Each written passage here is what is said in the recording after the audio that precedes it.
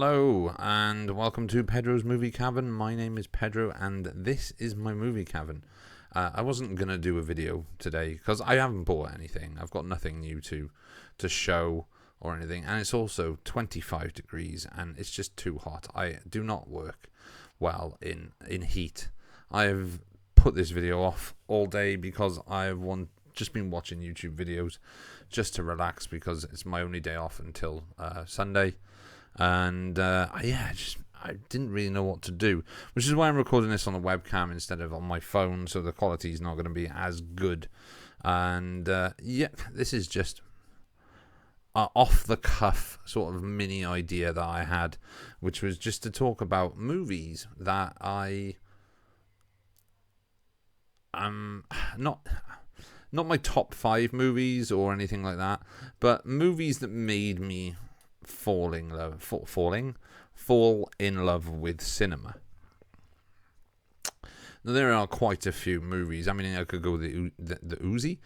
I can't even speak today. This is how hot it is. This is how I am a broken person. So I could have gone the easy route and gone with the obvious ones like Star Wars and E.T. and Jurassic Park as films that influenced my love of cinema. And that's not to say that they are not pivotal or important films in that sort of cinema journey. Star Wars is clearly going to be a big part of my love of cinema. It was one of the first films that my brain actively remembers. But I'm thinking more along the lines of films that have made a lasting impact on me that I might not have spoken about in the past, or films that have shown me how movies are made, or what can be achieved with smaller budgets or big budgets and stuff. So I thought I'd just do a little video just talking about that. I think I'm more suited to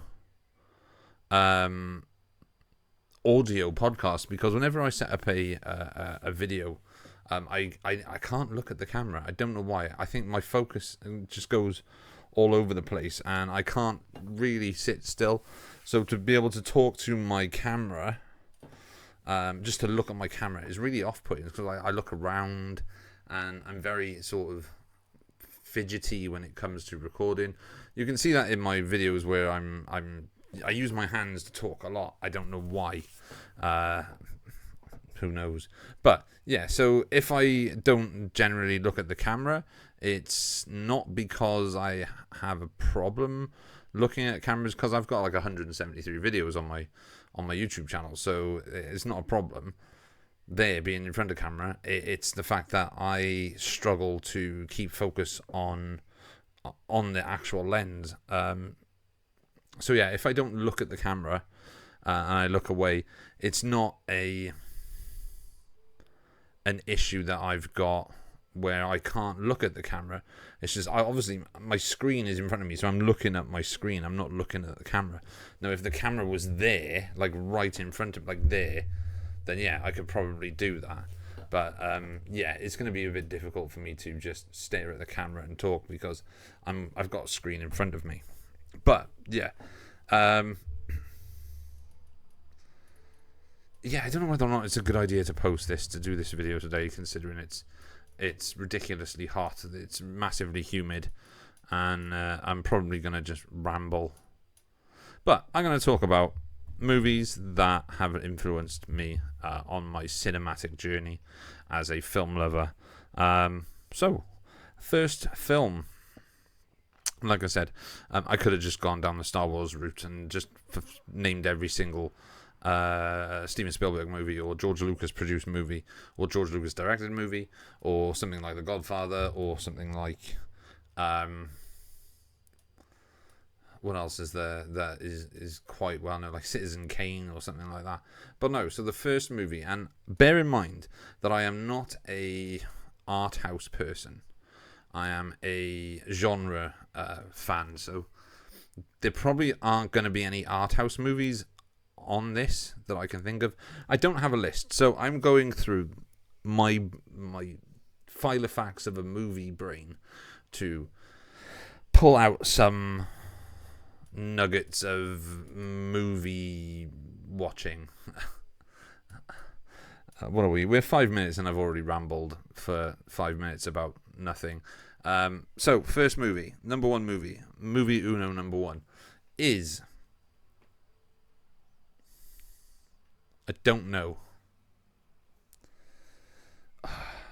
There's lots of films, that's the thing. So it's figuring out which ones to choose. Okay, so I would say probably John Woo's The Killer would be the first film. It was the first Hong Kong action film that kind of showed me how action movies could be shot and staged. If you look at the sort of entirety of the heroic bloodshed genre that was essentially created by John Woo in the early 80s, mid 80s, with films like A Better Tomorrow and The Killer.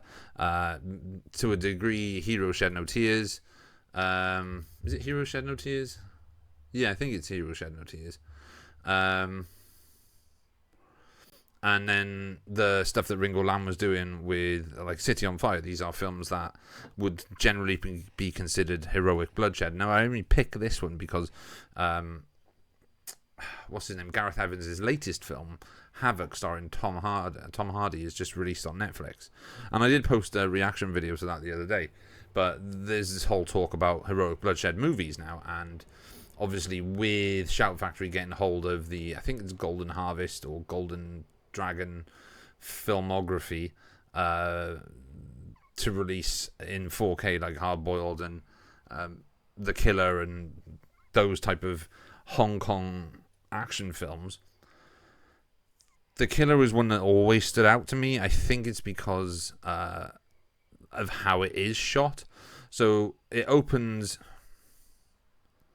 with a shootout in a nightclub, which is, it's not really a nightclub. It's sort of like a gambling den, I guess you could say, with a stage where a person can sing.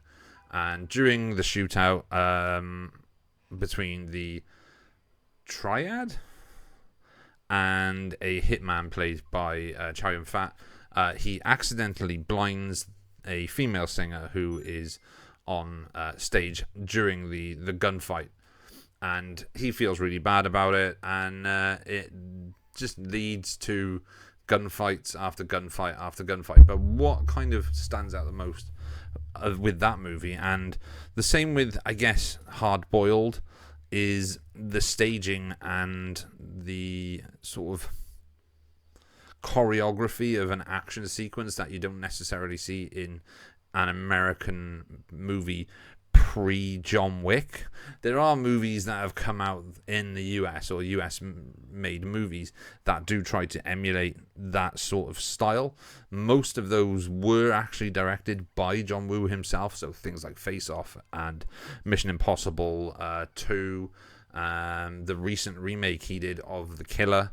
But apart from the John Wick movie, there has never been a film from the US that has actually succeeded in being as balletic and as well choreographed action movie wise as something like The Killer. I mean, The Killer's magnum opus scene is the church shootout at the end, where it's just bullets and blood and just amazing choreography. Chow Yun-fat's fantastic performance, Danny Lee's fantastic performance.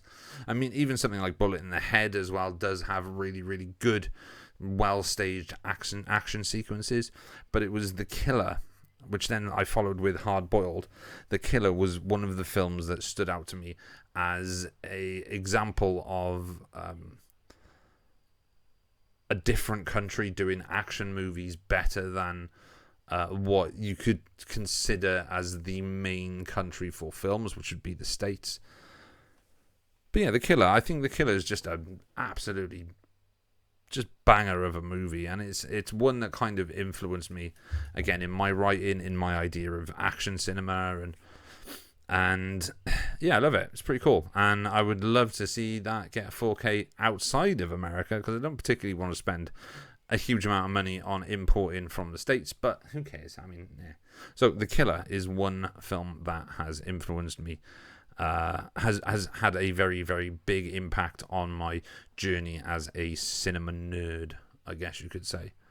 Yeah, I think this video is going to be more of a like extended sort of podcasty type of thing, not a general video that I put on my channel as normal, because I'm not showing any of the the physical media in this. I'm just going to talk about. I'll probably edit the posters in or something.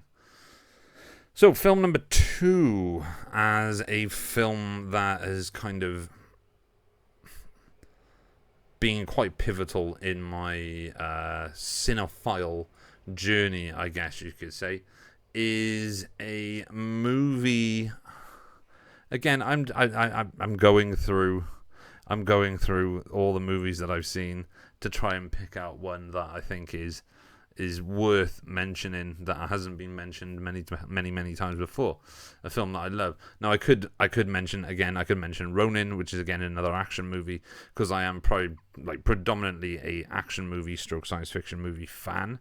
Horror wise, okay, I'll do it about horror. So horror wise, a film that has been massively important to my growth as a cinephile and as a fan of horror movies, and I'm not going to name Dawn of the Dead because I've talked about Dawn of the Dead a lot, is probably Alien. I know a lot of people will be like, but that's sci-fi horror, and it's not really a horror film, but it is a horror film. It is 100% a horror film.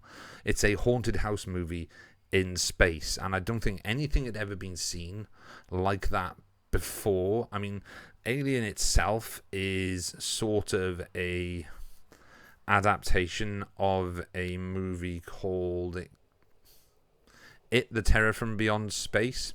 It was like a 1956 science fiction film. It's a decent enough black and white, like low budget American golden age sci-fi movie.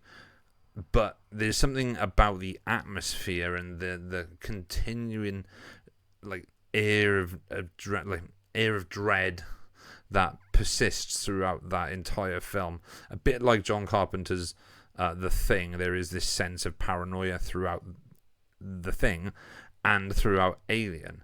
And coupled with the really, really, really fantastic performances by specifically Sigourney Weaver as Ellen Ripley, and you've got Telm Skerritt, you've got Harry Dean Stanton as well, is in it, Yaphet Kotto, and I always get these two mixed up. Is it Veronica Cartwright? I think it's Veronica Cartwright. I have to double check. Let's have a goosey. IMDb. Just get rid of that. Get rid of that. Yes, I was watching Andor, by the way. Get rid of that. Get rid of that. IMDb. I don't know why it gives me stupid things on IMDb. Right, so Alien. I'm just checking for my own sanity, otherwise I'm going to go completely mad.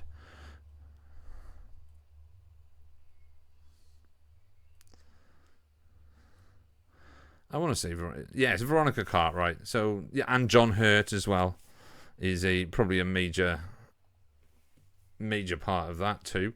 But yeah, like Alien is, to me, I think it's Ridley Scott's best film. I know a lot of fans of Ridley Scott will point to Blade Runner being his best movie, but for me, I find Blade Runner to be quite a slow paced, boring movie. Nothing against the film itself. I just think it's overhyped and kind of massively overrated. It's enjoyable. I just don't find it as captivating as a lot of people do. Same with Gladiator. I mean, Gladiator is a very well-made film, but again, it's quite a boring movie. I'm more of the sort of Alien, Black Rain, like the genre type of stuff that Ridley Scott is probably lesser known for now than he is for his like sort of epic movies. But Alien, there is something about Alien that is just the atmosphere of that film it's horrible. It's like the movie The Haunting, but set in space. The Haunting, directed by Robert Wise from like 1965, I think it is. One of the scariest movies ever made. But Alien as a science fiction horror movie is incredible. As a horror movie, it's just phenomenal. It's probably one of the best, if not the best, sci-fi horror movie outside of, well, it's the second best sci-fi horror movie of all time. The first one obviously is going to be John Carpenter's The Thing, because that film is iconic and just amazing. But yeah, I mean, you've got a screenplay by Dan O'Bannon. You've got production, produced by Walter Hill and David Giler. Production design by Ron Cobb. Yeah, it's amazing. It's just so good. And also you have Jonesy the Cat. Film number 3. Let's go with a drama.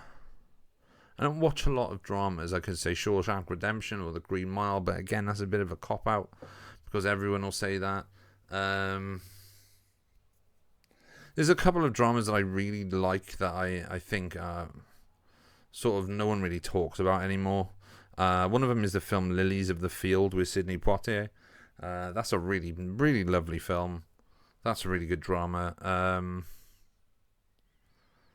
Oh God, drama's really hard because, like I said, I don't watch a huge amount of dramas. I mostly watch like genre-y stuff, like sci-fi and horror and action. So drama. I might come back to drama. I'll come back to drama because this is a very hard genre to kind of select. Sci-fi, there's probably going to be quite a few sci-fi movies that I absolutely adore that aren't necessarily Star Wars movies. I know I constantly harp on about being a massive fan of The Last Starfighter, which I am a huge fan of The Last Starfighter, even though for some random reason it's not in my top 10 films of all time. It might be in my top 10 films. It's not in my top 5, but it might be in my top 10. More sci-fi. I like a lot of old science fiction, so The Time Machine, the George Powell Time Machine from 1960, I think is massively underrated. I don't think that movie gets enough love. I know that Stuart George is also a massive fan of that film.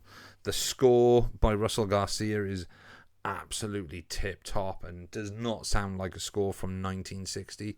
It sounds like a score from like late 70s, early 80s. Rod Taylor's performance as George, just epitome of badass. Then you've got Yvette Mimieux as Weena, who was gorgeous at the time, absolutely gorgeous. And then, oh crap, I've forgotten his name now. The one who plays Philby was also the voice of Scrooge McDuck in DuckTales. He's really great in that. I'm like I said, this is completely off the cuff. I haven't listed anything. I was just quite bored and wanted to do a video, and so I decided to just do this video. So yeah, apologies if I'm just rambling. So I'd say like The Time Machine is it's just such a good film. Like VFX wise for 1960 is massively impressive. The makeup effects for the Morlocks in the underground tunnels, again, 1960, just fucking phenomenal. Just amazing. And I guess that film, and I think I've said this before, that film was instrumental in sort of desensitizing me to screen violence, so blood and stuff, because there's a scene where George hits one of the Morlocks against a rock, he hits his head back, and then blood starts to pour down like the front of from his mouth to down his body, I guess. And I used to be scared of that as a very, very small child until my mum said, don't worry about it. It's just ketchup. It's tomato sauce.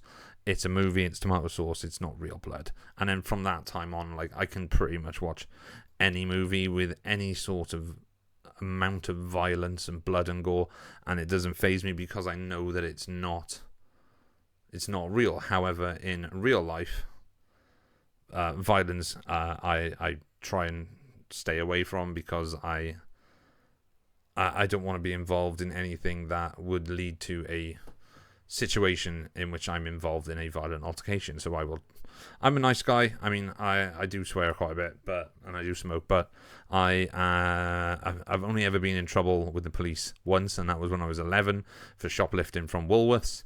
I've never been arrested for anything. I have a completely clean record. So yeah, I mean, it's just outside of like movie violence in real life is something that I have zero interest in. We all like movie violence. We like to see someone like Keanu Reeves shoot 4 million people in a movie, because we know it's not real, it's fantasy and all that. But in real life, if someone pointed a gun at me, I would probably shit myself and collapse to the floor in the fetal position. I am not a confrontational person, which is probably why I have struggle looking at the camera, because I'm confronting the camera. But in real life, I don't associate with anything of a criminal mind, if you know what I mean. I've been lucky in the way I was brought up, actually, I guess, to have a really good family to a certain point, to where my parents divorced, and that's nothing bad to say against my dad now. That was 25 years ago, so yeah, I mean, yeah, it is what it is. But yeah, so that was a film. The Time Machine was a very instrumental movie in desensitizing me to screen violence. So going back to something like the Killer, which has multiple bullet hits, multiple spurts of blood and stuff, it just doesn't faze me. I think, in fact, when it's done in a movie, it looks cool as fuck. When it's done in real life, no thank you. I would rather watch Babe Pig in the City. So yeah, The Time Machine. What else is there that I could choose as a film that was quite influential on my journey as a cinephile? Films that I love that I don't really talk about. Comedy-wise, comedy is a hard one, because obviously I was born in the 80s. I was a teenager in the 90s and hit adulthood in the early 2000s. So during the 90s, we had a lot of silly comedies. I mean, there were a lot of silly comedies in the 80s as well. I do love quite a few 80s comedies, but I'm more sort of along the lines of the 90s era of comedy films, like the stoner comedies and the silly comedies as well. I mean, the 80s have got great things like Overboard, a film I absolutely adore. Clue, which is again, needs to have more praise put on that film, because Clue is just a phenomenally silly film, but it's very, very funny. It's from the director of the writer-director of the British comedy show Yes Minister and then Yes Prime Minister, and also John Landis. But it has a fantastic cast in it. Mike McKean, Christopher Lloyd, Madeline Kahn. Tim Curry is great as Wadsworth the butler. You have Martin Mull is in it. Colin Camp. What's her name? She was the army drill instructor in Private Benjamin. I can't remember her name now, but she's great in it as well. It's based on the based on the board game Cluedo from Parker Brothers, I think it was. But yeah, Clue is an amazing movie. Again, another 80s comedy that I think is really great is... there's a really good film which is kind of really underseen, quite a bit underseen actually, which actually does star Keanu Reeves. It's called Not About Last Night. That was a film with Demi Moore. I can't remember what it's called. I've got it on DVD, but I've got it on like German DVD. and it's Keanu Reeves, Lori Loughlin, and I want to say Susan Summers. I might be wrong. I think it's called The Night Before. Yeah, it's called The Night Before. I think it's from 1988. It's from the same director as Night of the Comet. Let me double check that I'm right with that. Yeah, it's from 1988. It's called The Night Before. He plays a character called Winston Connolly. Tom Eberhardt. Yeah, so Tom Eberhardt was the writer-director of Night of the Comet. He also wrote and directed The Night Before.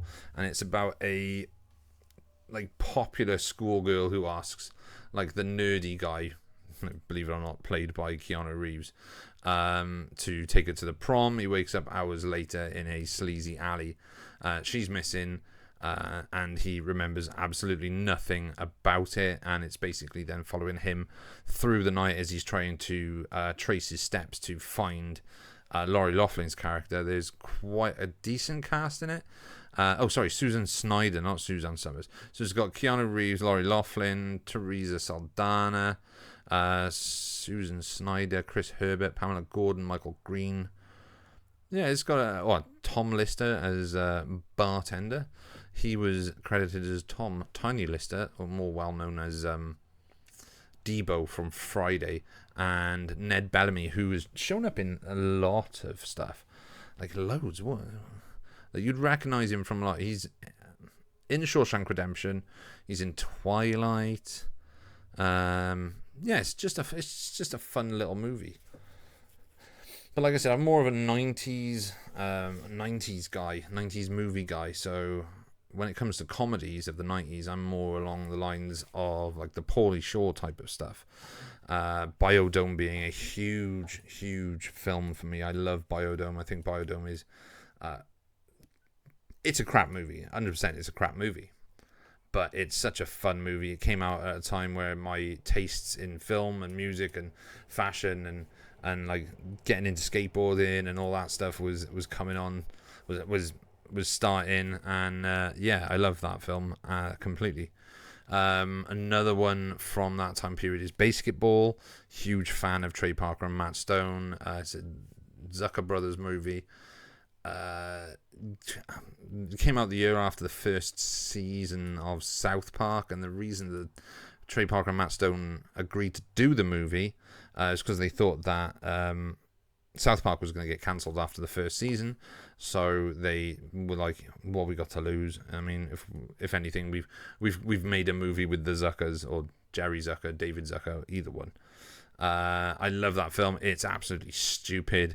It's a very clever concept for a sport, but done absolutely stupidly. It's a bonkers movie. And then early 2000s, I guess my favorite comedy, and it was my favorite comedy for a long time, is the movie Accepted with Justin Long and Blake Lively. Jonah Hill's in it as well. There was that film and Grandma's Boy as well. Grandma's Boy was the one that starred Nick Swardson and Alan Covert. It was about a video games tester who ends up having to move in with his grandmother. And it's just very silly. It's a great film. It's so super quotable. What is it? There's a line in it where he's just put all that shit together. I'll smoke that shit with you, bro. We'll go to the loony bin together. I don't give a fuck. Drive, monkey, drive. Yeah, it's really stupid. It's an Adam Sandler production. It's a Happy Madison production, so that's what you'd expect. But Accepted's a very clever film. Because it is sort of an indictment on modern Ivy League colleges in the States. And it's about a high school senior, graduate, who didn't get into any of the colleges that he applied for. So he gets his friend to make up a college to send a letter to his parents to say that he's got into this college. The college was called the South Harmon Institute of Technology, and they build a website and everything to make it look legit, because obviously his dad's going to want to check out to see if it's a real thing. But his friend puts a button on the website to enroll, and he accidentally makes it live. So to make a sort of song and dance, and to kind of pull the wool over his dad's eyes, he and a group of friends, or they pitch in, they rent an old abandoned hospital. Like, it's like a more of a clinic, I guess you could say. And they kind of turn it into this fake university just for when this guy's parents come to visit or come to see the university. So when he gets dropped off on his first day, everything's going fine, and they're all inside this fake university. There's a knock at the door, and there's like 200 people outside who have enrolled in this college, and there are no teachers, so he's now got to make this college legitimate because all these people have paid tuition to go to this fake college. I mean, when you think of the name, it's called the South Harmon Institute of Technology, which is SHIT. So they would become known as shitheads. But it also follows his friend, who is the one who originally makes the website and the sort of screws up with the button. It also follows him as he goes to an Ivy League school as a legacy enrollee, I guess you could say. So he's got legacy fraternity brother, and he's played by Jonah Hill. When Jonah Hill was at this, like, the biggest. But we follow him and how, like, he's kind of not the type of person who should be in a fraternity, and the people in the frat house kind of know this, and they kind of torture him to a point where it's not even hazing anymore. It's just straight bullying, and he realizes towards the end that he's not an Ivy League guy. He's a shithead, and he wants to do what he wants to do at Justin Long's fake college. But it ends with them having to go to court to prove that their college, the South Harmon Institute of Technology, can actually get accredited as a real college. And it's just really, really good. There's a really good speech at the end by Justin Long about learning what you want to learn and stuff, and not having to pay ridiculous amounts of money. It's just a really great comedy, and it's one that I haven't seen it for a while, I'm not going to lie, but it's one that I used to watch over and over and over and over, and I really, really, really did enjoy it. So that's comedy. So like I said, there's a lot of comedies that I've watched. Like, I could also talk about, like, Billy Madison and Happy Gilmore. Those are films that I loved as a young kid. But there's also Disney comedies like The Heavyweights and the Mighty Ducks movies. The Heavyweights is a great movie. It's got 90% of the cast of the original Mighty Ducks and some of Mighty Ducks 2. But it's also got Ben Stiller in it, and Jerry Stiller and Mira, and it's so good. It's so good. Me and my brother still quote it back and forth to each other now and then. But then Mighty Ducks as well. I'm a Mighty Ducks fan. I've got a Charlie Conway jersey in my drawer. I've got a Charlie Conway Funko Pop on my shelf over there. Big Mighty Ducks fan. Thought the first season of the Mighty Ducks TV show that came back on Disney Plus was great. Could not watch the second season because it didn't have Emilio Estevez in it, and it sucked anyway. Mighty Ducks 3 is not great. Mighty Ducks 2 is probably my favourite. D2, the Mighty Ducks. For a long time, I did not know that the first Mighty Ducks movie is called We Are the Champions. It's not actually called The Mighty Ducks, but it was released in the UK as The Mighty Ducks. Yeah. What else is there? Action movie wise, I could choose another one that's kind of not really expected, I guess. So there's so many action movies that people can select, like Die Hard and Rambo and Terminator and this and that, and just the obvious ones. I like a lot of action movies. I'm a big action movie fan. I can't say that I've seen every single action movie. Big Jean-Claude Van Damme fan. Love some of Dolph Lundgren stuff. I like the early Warner Brothers Steven Seagal movies like Under Siege and Marked for Death, which I think is 20th Century Fox, actually. And my favorite being Out for Justice, which I think is a great movie and massively underrated, even though Steven Seagal wears a beret throughout the movie and he's called Gino Felino, which is a very silly name.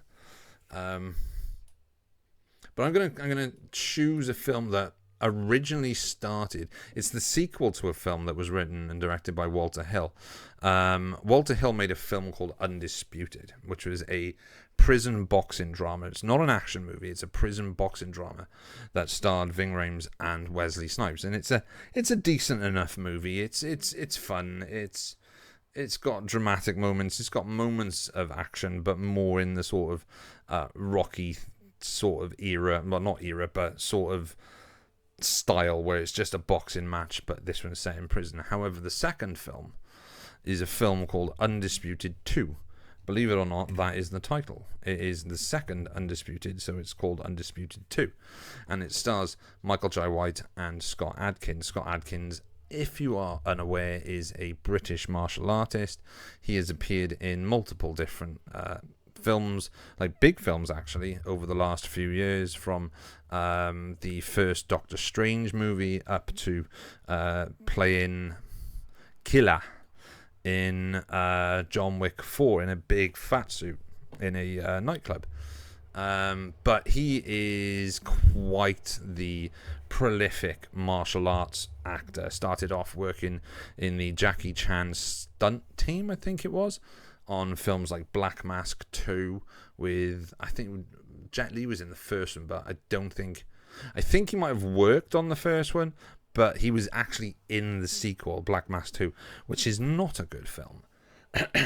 But he made a series of movies with a director called Isaac Florentine. Isaac Florentine started his career, he's an Israeli filmmaker, martial artist, and film producer. Started his career as an action choreographer for shows in the US like Power Rangers, and there was a Mighty Beetleborgs or something like that. But he has a very specific way of shooting action. And he made the sequel to Undisputed, called Undisputed 2, where they took the formula of the first film, which was a prison boxing drama, and turned it into a mixed martial arts action drama, where the character played by Ving Rhames in the first film played a character called Iceman, George Iceman Chambers, I think it was. They took that character, removed him from the prison from the original film, put him into I guess it's a Russian prison. I can't remember if it's a Russian prison, which is kind of notorious for having unsanctioned underground mixed martial arts fights, and their major champion is a convict by the name of Yuri Boyka. Yuri Boyka is played by Scott Adkins, doing, at first, is a bit of a shit Russian accent, I'm not going to lie. I am the greatest fighter in the world. Yes, you know what I mean. I am number one fighter. I kick your butt. You know, I am Russian. I am martial artist. I will roundhouse kick you into next week.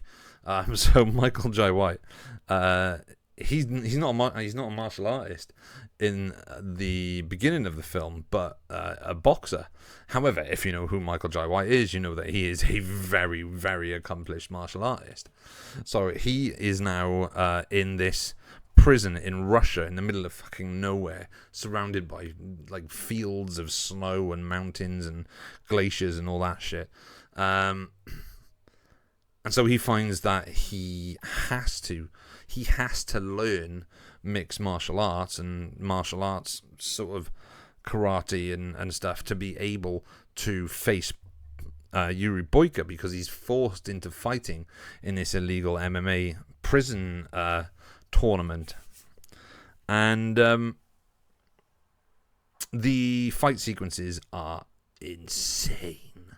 Like, the camera work on these fight sequences by Isaac Florentine and his DP are so fluid, and they look like Hong Kong martial arts movies, like movies made by Wenwo Ping, or shot like Meals on Wheels, or Wheels on Meals. Is it Meals? No, yeah, Wheels on Meals, and like Armor of God, Snake and Eagle Shadow. Like, the camera work is just so fucking good.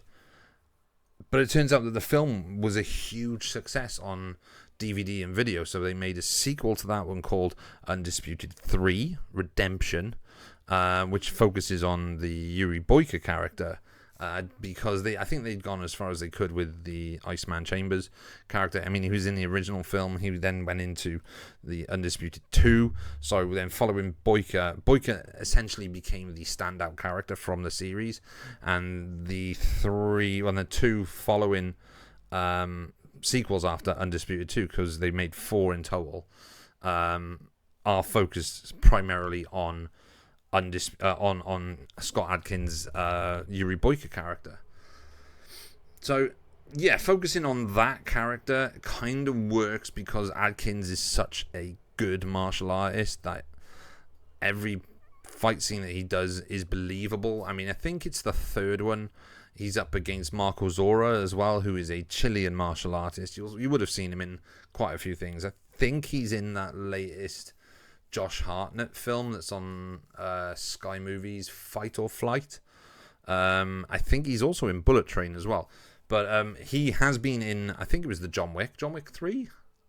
He's a tall guy, he's got a ponytail, but he made a series of movies in Chile. I can't remember what the name of that film is now. The fight sequences are bonkers. Just find Marco Zaro. There we go. Oh, sorry, John Wick 4 he's in, not John Wick 3. Yeah, so he made a movie called it's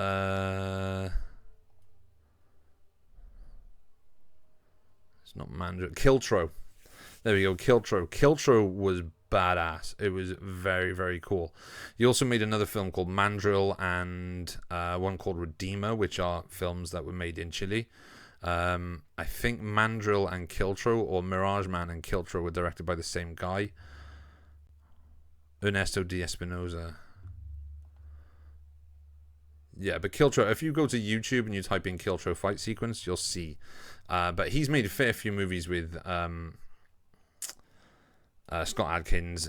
He made Undisputed 3. He made Savage Dog, which is pretty good. I think Invincible, which is also Scott Adkins. I don't know what Fist of the Condor is. John Wick Chapter 4. The Killer's Game, which is recently came out last year, which has Dave Bautista in it, and Fight or Flight, which is on Sky Movies at the moment. But yeah, Marco Zorro is pretty cool as a martial artist. But yeah, check out the fight sequence in Kiltro. It's fucking amazing. It's a fight sequence in a alleyway between him and like two warring gangs, I think it is. Very cool movie. But yeah, Undisputed 2 is a very, very cool movie. A really, really, really, really well shot film as well. More drama. I can't really think of drama. Drama's a really difficult one for me to kind of nail down. I'd say Dirty Dancing is probably the best. Yeah, I'm not a drama person. What can I say? I don't want to just randomly pick something like Shawshank Redemption because it's a cop-out choice. It's a cop-out choice at the end of the day. Same as The Godfather. Godfather's a cop-out choice. Goodfellas is a cop-out choice. Once Upon a Time in America is a cop-out choice because these are the films that everybody loves. But trying to figure out a film that isn't in the top 20 dramas is really, really difficult to do because there are so many dramas, and I'm not a huge drama fan. I could go back to sci-fi. Sci-fi is a good one because I do like a lot of science fiction. I've talked about Alien and The Time Machine. Another sci-fi movie that I think is hugely underrated. There's Pandorum. Pandorum's very, very good. I don't think that kind of gets the love that it actually deserves. That's kind of more along the same lines as something like Alien and Event Horizon, which, by the way, Event Horizon is Paul W.S. Anderson's best achievement in any form of filmmaking. Everything that he's made since has been absolute garbage, including the first Resident Evil movie, because let's face it, that film is actually crap. I watched a really good video on YouTube which talked about how every single Resident Evil movie begins by retconning the events, the final scene of the previous movie, and it just, none of it is coherent. Like, you've got the first film, you've got Apocalypse, and then you've got Extinction, which is completely post-apocalyptic, and they just give out the entire introduction right at the start of that. So science fiction is a really good one, because there are a lot of sci-fi movies. There's a lot of good sci-fi, and there's a lot of shit sci-fi.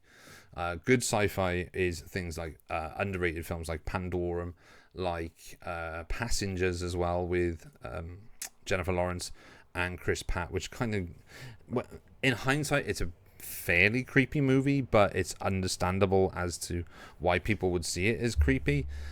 He does wake up a beautiful woman that he fell in love with, and it's quite selfish. But regardless of that, it's still a very good film.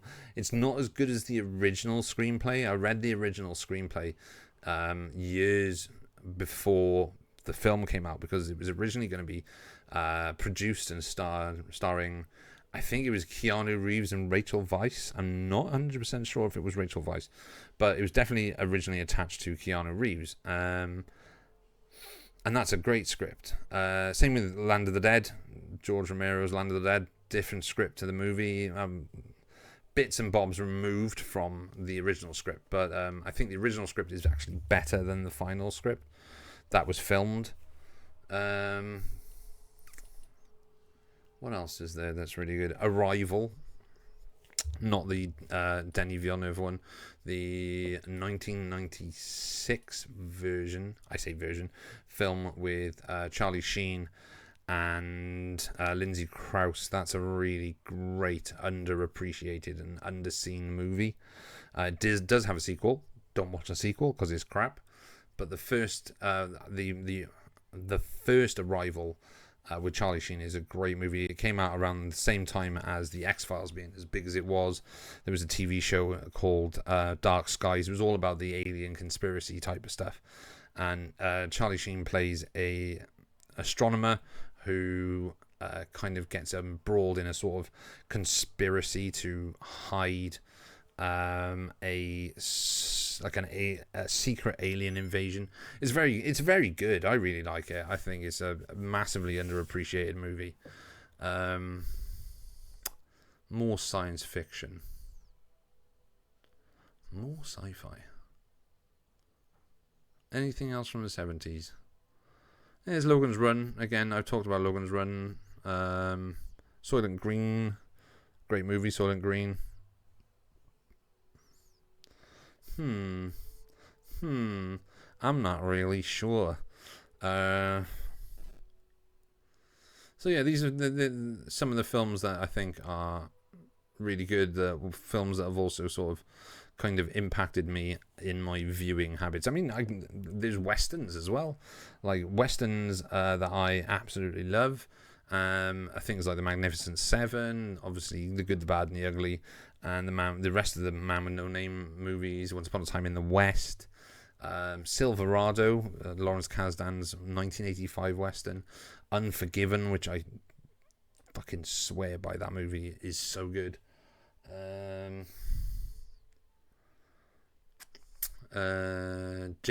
Was it Cahill with John Wayne? That's another good one. The Cowboys with John Wayne is really good. Man Who Shot Liberty Valance, The Searchers. I mean, you can go on and on and on. I'll tell you what, one really good western, I've mentioned this maybe once or twice before, is a film that stars Kiefer Sutherland and Donald Sutherland, from about 2012, 2013, I think it was. It's a film called Forsaken, and it's kind of like the whole Shane plot with a gunslinger coming into town, But in the movie Forsaken, it is a gunslinger returning to his hometown where his father is the town preacher, and instead of following God, he ended up following the gun and went off and became a gunslinger after the Civil War. And he returns home to find that there is a land baron that is trying to buy up the land of the people who the land that the people of the town own, but doing it by hiring dubious men to do it, and causing a lot of trouble in the town. You've got the likes of Brian Cox in it as well. You've got Michael Wincott and Demi Moore as well, and Demi Moore is in it. And we follow basically Kiefer Sutherland's character has tried his hardest throughout the entire movie to leave behind his gunslinging outlaw days, a bit like Unforgiven. But it gets to a point where that life is what he knows, and to save the people of the town, he has to revert to being a gunslinger. And the movie basically ends with a great big shootout, and it's great. It's from the makers of 24, so I think it's directed by Stephen Herrick. Is it Stephen Herrick? I don't know, but it's from the same people behind the TV show 24, and it's really great. It's really worth checking out if you can find it. It's got great cinematography as well. I've got it on Blu-ray. You can probably pick it up really, really cheap on Blu-ray, but yeah, definitely worth checking out. Forsaken, a great little western, that one. What else?